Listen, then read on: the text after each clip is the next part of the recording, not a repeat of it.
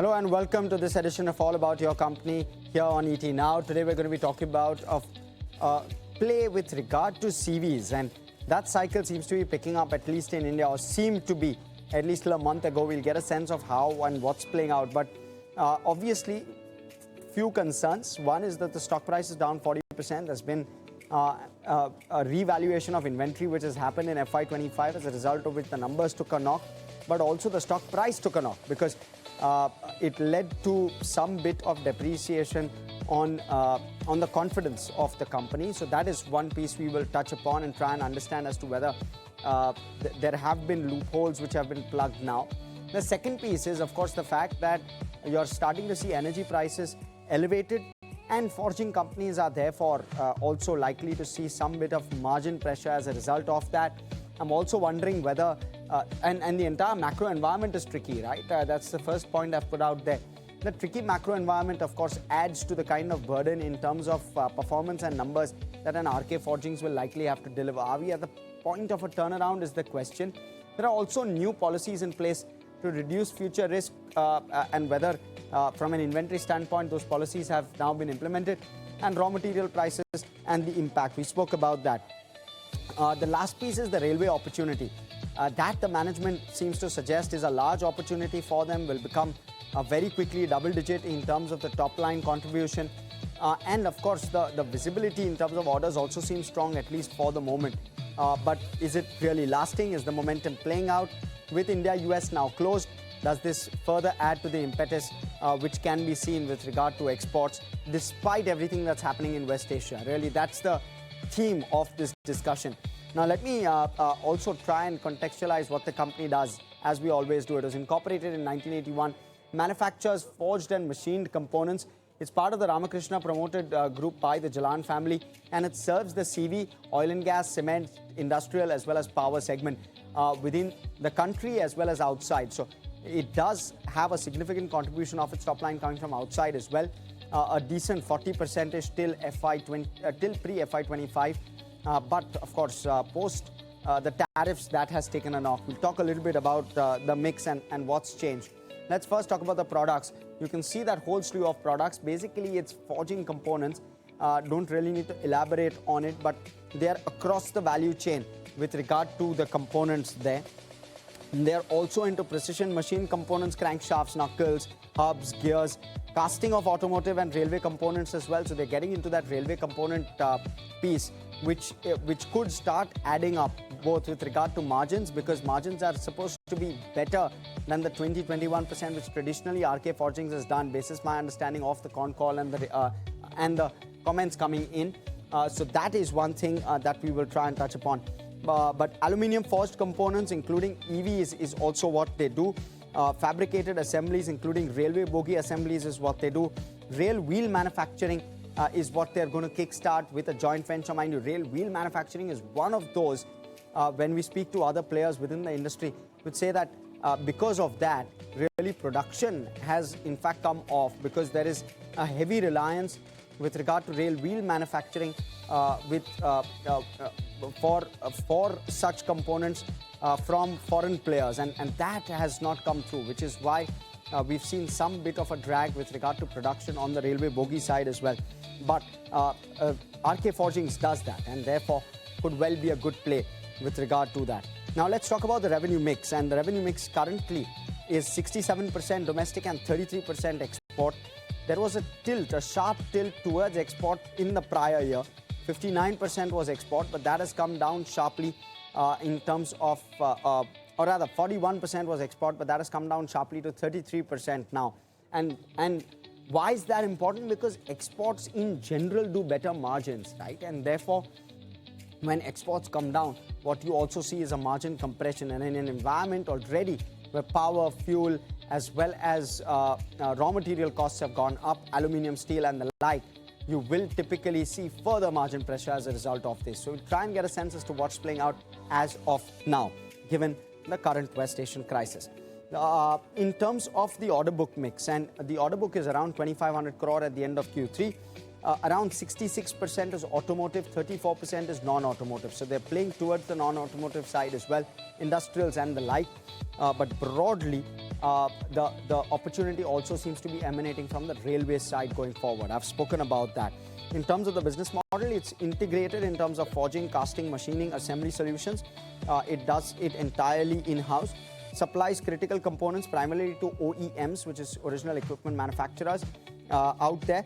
And then it's a strong repeat business, because once you have a very custom-made nut or bolt, it's difficult to kind of go to another vendor and get that made again at probably a lower rate. And therefore, the kind of agreements are slightly more longer term as well.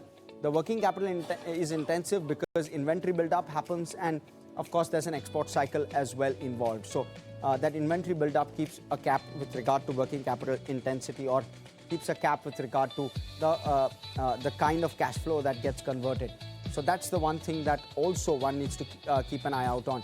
In terms of key customers, well, there are auto players, railway component and bogie manufacturers, rail wheels, there's a joint venture, I spoke about that. And the casting business also is one of those spaces which has its set of customers. Now, let me talk about how the financial metrics of RK Forgings is shaping up.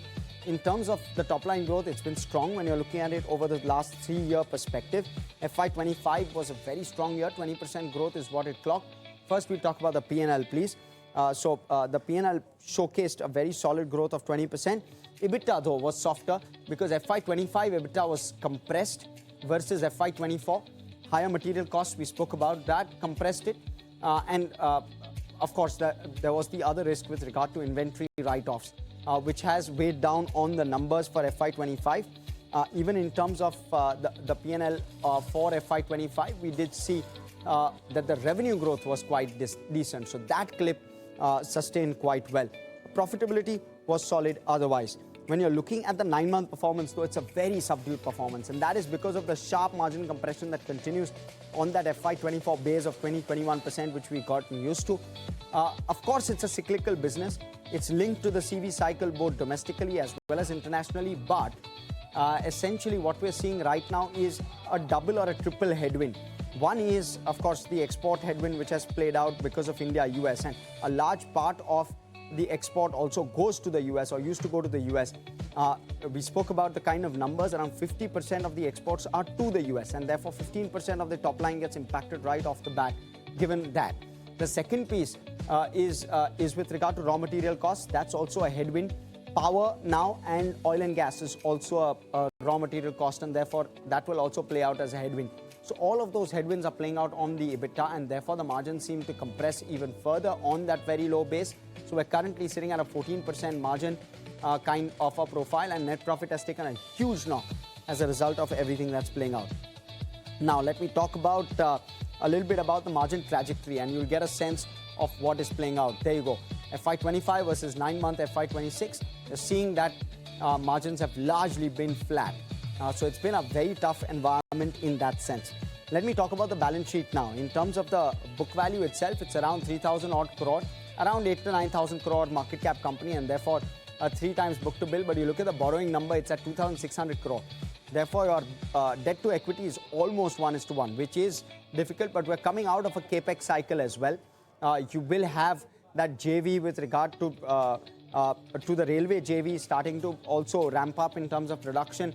Plus, you will have production ramp up even on the forging side of the business. And therefore, you'll have all of that play out. But for the moment, the debt to equity looks difficult. It looks nearly 1:1. And that's the one piece that you want to keep in your mind.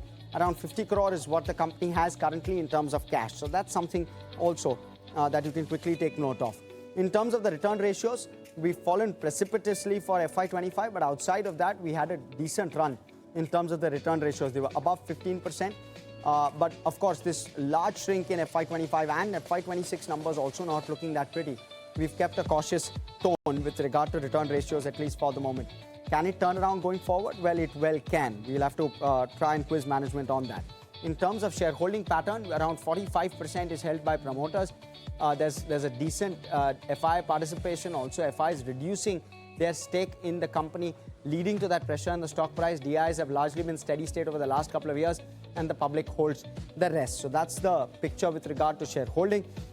In terms of cash flow, sorry, very quickly. There you go. So in terms of cash flow, you'll see that the cash flow conversion is not happening. To some extent, that is because of inventory buildup. Yes, we've spoken about that a little bit. Working capital intensity has been elevated, and that's why you're seeing that negative impact on cash flow for last year. But that unwind ideally should happen. Also, the 9-month numbers not helped by the fact that you had those tariffs coming in from the US. Let's look at valuations now before anything else. 28 times 1 year forward is what this one trades at. The 5-year average is around 23 times, so it still trades at around a 20% premium to that 5-year average, and the range is 10 to 36 times. So it's a very, very wide range that this one has traded at. Now, in terms of analyst recommendations, just to kind of put it out there from a completeness standpoint, 0 buy calls, 1 sell, to hold with a 21% upside. So despite that 21% upside, there's no buy calls there. And it's only 3 analysts tracking it, and therefore we've not really rated this. It's just for your information is what we're putting it out there. Let me bring on board Mr. Milesh Gandhi, who's the Executive Director at RK Forgings, here to talk to us about everything that's playing out. Milesh, great having you. Let me first start off with everything that's happening in West Asia. It's obviously going to impact your numbers, but just tell us where all within that P&L, top line as well as in expenses, where all are you starting to see the impact start to trickle through? I would say that we are not seeing, it's not that we are not getting affected. Yes, everybody in the world is getting affected, but we have been much better off compared to others. If you see, all this crisis is coming towards the March month, and I think we have been able to fairly manage. So whatever are the numbers that we were looking forward to end this financial year, we seem to be very near to this, and we will be able to complete it. But yes, at the same time, as an organization, we had taken a lot of things in the past with regard to changing from a single fuel dependent for heat treatment and other post forging processes to electric. That has been already on. And I think the way we are moving forward in this recent environment, we look forward to coming out completely on our single fuel dependency in next 6 months down the line. Okay. And Milesh, how should one quantify the impact of raw material costs? Do you believe that a lot of that headwind is already built into the base? Or do you believe that raw material costs will continue to remain elevated and you're building that in your sales or the orders that you're winning? Are you passing that through to customers? Are they accepting it? For us, raw material has always been a contractual passover. So for us, that effect does not come in, whether it is general price increase or any increase with regard to alloy steel. Whatever is as per the LME and further as per the general increases that happen, it is a passover over a defined period of time. So I think for us, that's not a concern. And at the same time, we, in order to remain competitive as an organization, has always worked a lot on value engineering and made sure that we have worked with the customer or also worked internally in trying to make sure that we give them a better product at a lesser weight with better forging yields. So end of the day, our strive has always been there to remain competitive. And I think that is the primary reason that in spite of all odds, though raw material prices is governed with the geopolitical situation and the demand also, but at RKFL, we are quite happy with the way things are moving, and the customers are equally happy with us with all our efforts on the VAVE side. Perfect. But Milesh, there'll still be higher energy costs, which you will have to absorb within your system. How does that play out? Give us a sense. Are you able to kind of pass that through to customers from pricing standpoint? How is it playing out? See, as I told you, till now we have been able to manage it. But something, if it is really going off the roof and if it is, it remains throughout, then but obvious customers will also equally understand, and we will be approaching them and asking for the fair increases what we will be incurring upon. Okay. With regard to US exports, Milesh, it just so happens that we signed the treaty and we signed, or rather, there was an agreement, an interim agreement put in place, and then we had the West Asia crisis which started off. What's playing out now with regard to US exports? See, for us, as you have already stated, and the numbers have shown in the past, 2025 was a soft year. And but then the way the traction has already happened in US with the way the markets are looking up, industry reports with regard those who are keeping the track of the industry, they are seeing a huge surge in demand. And I think the numbers are really encouraging. And with the spot rates, freight spot rates improving, at the same time, US economy also showing very strong growth trajectory. I think this all is really going to help us. I think 2026 is going to be a good year for us in order to come back on the exports. And what has happened is with though the war has come in place, but apart from that, all other things, whatever needs to be finalized with regard to the percentage of tariffs is more or less understood. And I believe with over 9 months and 10 months into this, the customer and also the supplier has understood that there will be a certain percentage of tariff. And I think this is understood, and whatever is coming, they are accordingly passing us to us.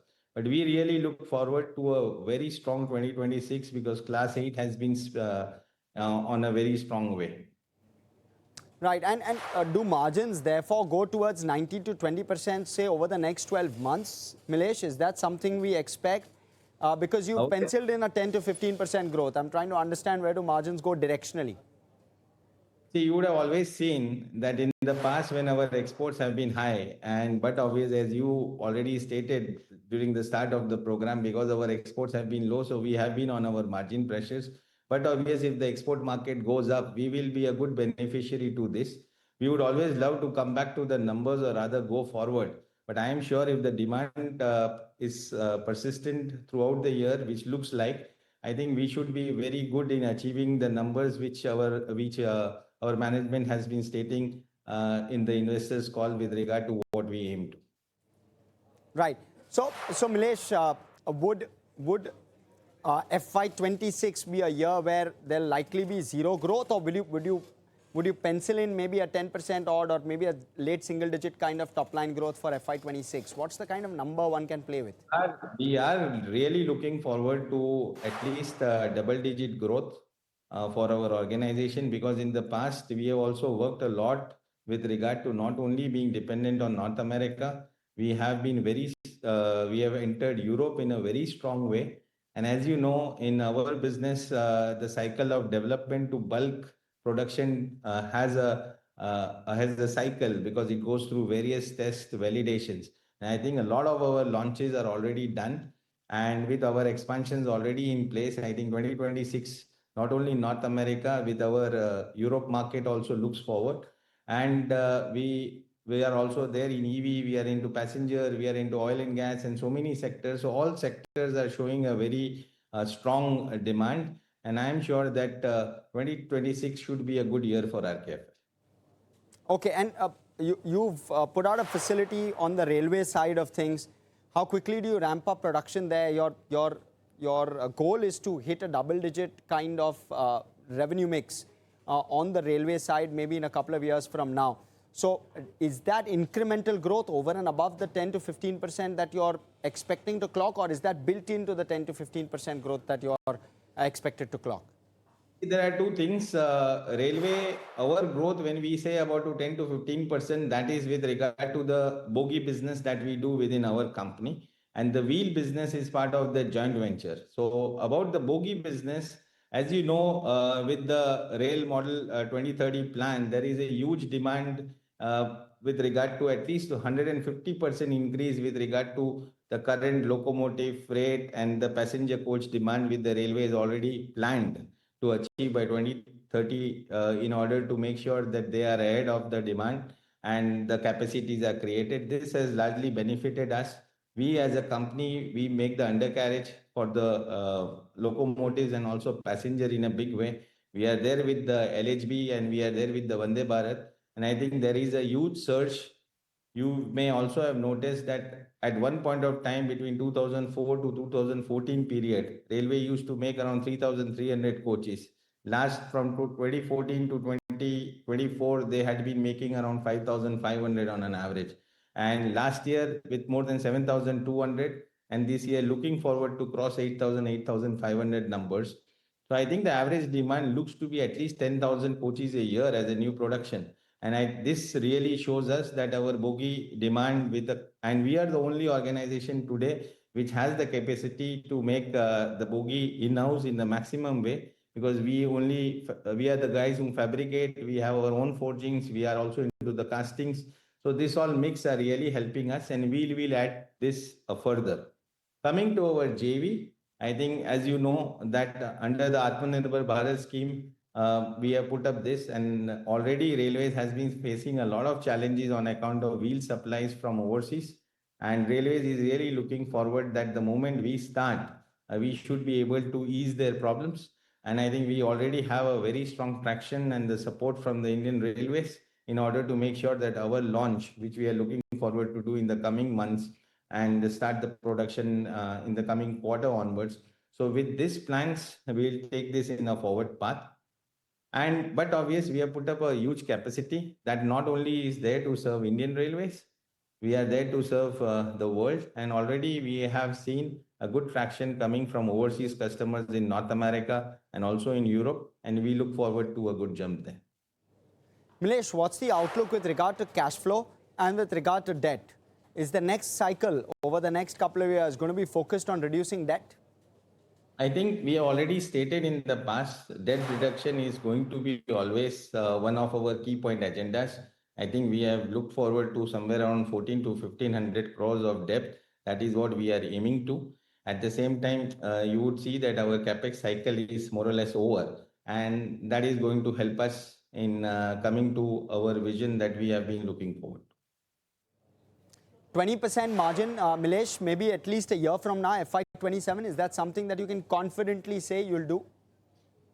See, we always endeavor to achieve the numbers. I can always say the way the market and the environment is there with regard to demand, whatever numbers our management has stated, we look forward to achieving it in a good way.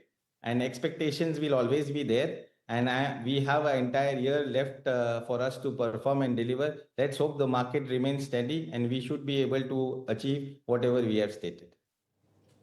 You believe the bottom with regard to ROC return ratios is done, Milesh? So do we hit mid-teens now very quickly? Yes, I think we are looking forward to this. Okay. Thank you so much, Milesh, for coming in and speaking with us. That's unfortunately all the time we have on this edition of the show. Thank you so much, viewers, for tuning in. More action on the other side. Stay with us here on ET.